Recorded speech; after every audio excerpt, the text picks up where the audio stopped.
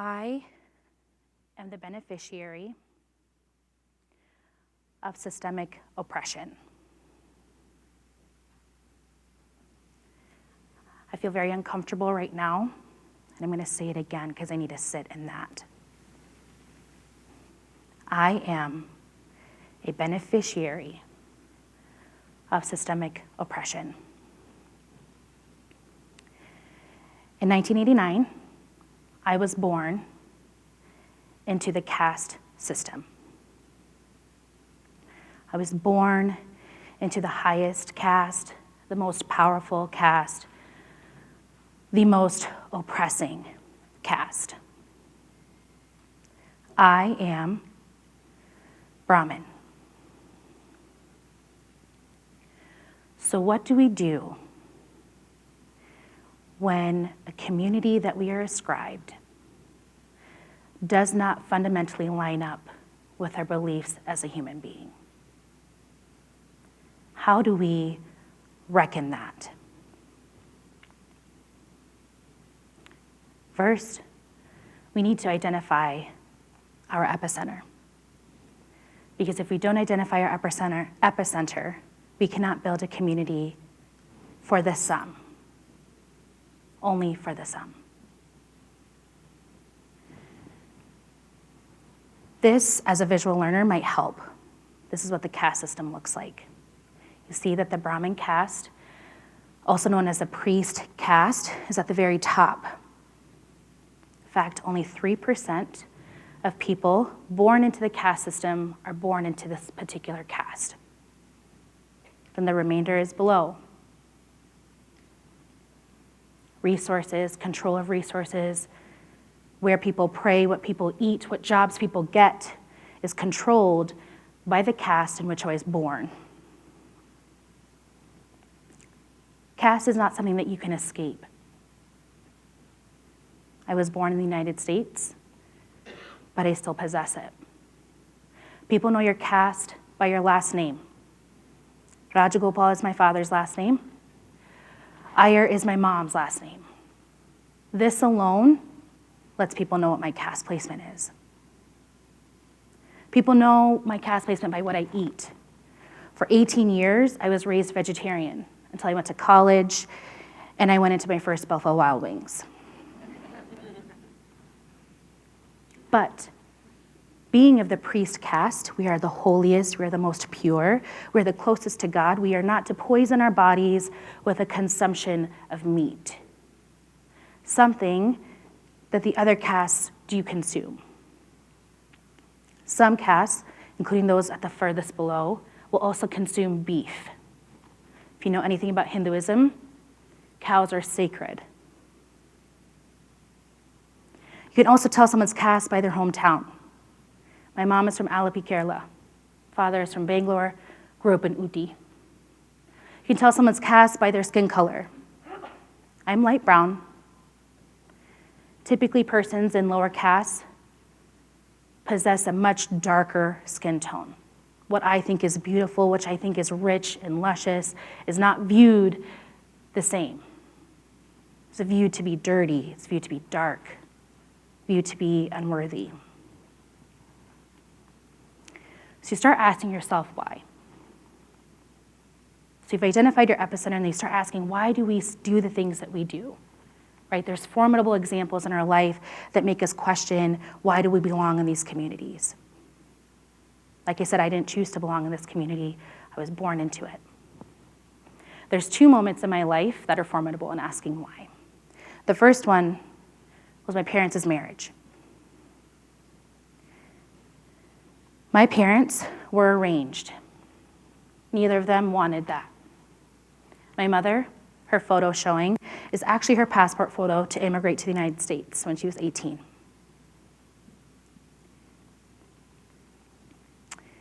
She was working at a nursing home in New York and had gotten news from her father, my grandfather, that she was going to be married. She shared that with her friends, and they thought it was absolutely wild. Wild because my mom had not met my father. She didn't know what he looked like, nothing. In fact, they did not meet until they got engaged. However, they helped my mom ask for a photo of my father so she knew what he would look like. It's kind of helpful, know what you're getting into. And this was the photo that my mom was given. This is my father's photo for his pre-enrollment into medical school. Why were they arranged? Neither of them wanted it. They're arranged between my maternal grandmother, great-grandmother, my mom's grandmother, and my father's grandfather. They set this up. Why? To protect caste placement. Protect what's ours. You won't bring embarrassment, you won't bring shame onto our family by marrying outside the caste, and you certainly will not raise the ranks of somebody who is born below us. It's pretty icky. But it was something that my parents refused to pass down to us. So me and my two siblings all married somebody outside of our caste, outside of our religion, and 2/3 of us married somebody outside of our ethnicity. Okay, so we're starting to destroy some of these things to build a new community. Second formidable experience in my life of asking why was when I went to India in 2005. In fact, I have not been back to India since this trip. And what I thought would be a 6-week-long vacation from November through December of shopping and all sorts of fun stuff ended up being a 6-week-long pilgrimage. So you can probably understand my disdain because I didn't want to spend it all at the temples. But here we were. During the 6-week trip, we visited a small village called Vongsiprasom, where we have family that live. It's a very tiny village. Really one street, both sides, residential property. There's a temple, Hindu temple at the front. That's it. So that week,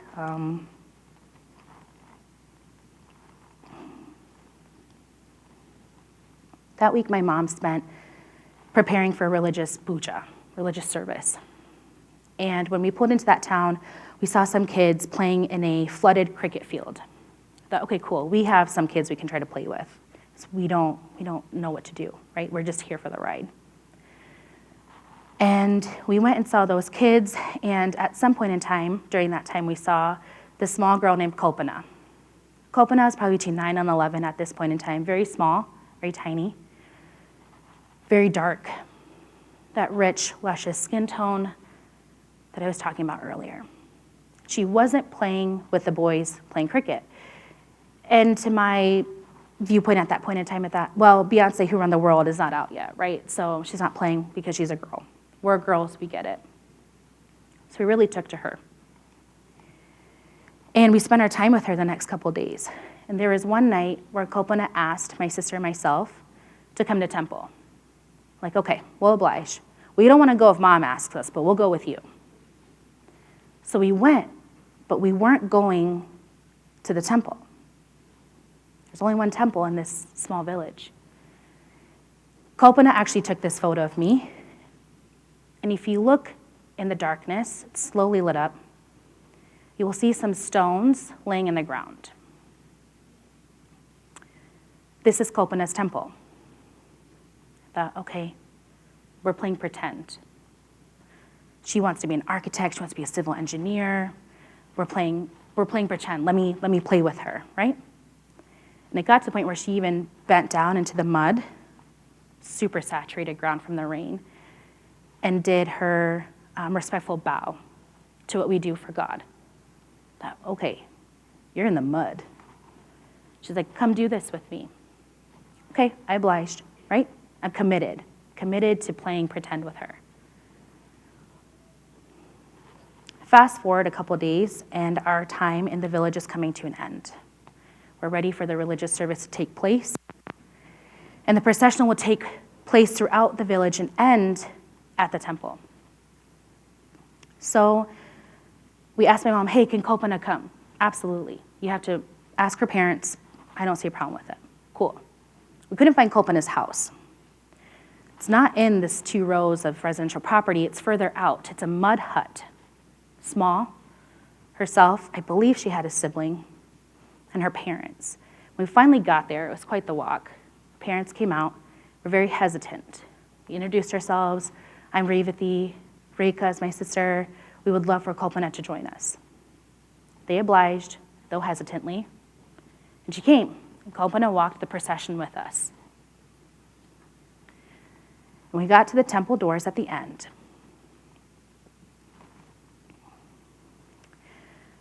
the elders of that village, many of them my family, barred Kalpana's entry into that temple. She doesn't belong here. She cannot be here. She is dirty. She's from a different caste. She's untouchable. All of these very heinous things came out. And a lot of tears. My mom stepped in. She said, "This is my service." She is a child of God. She's a person of God. She belongs in this house of worship. They let her in. When it ended, it came time for all of us to collect the blessed fruit and flowers that the priest has given. They wouldn't let her collect it.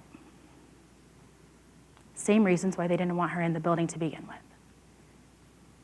My mom stepped in again. This time it got ugly.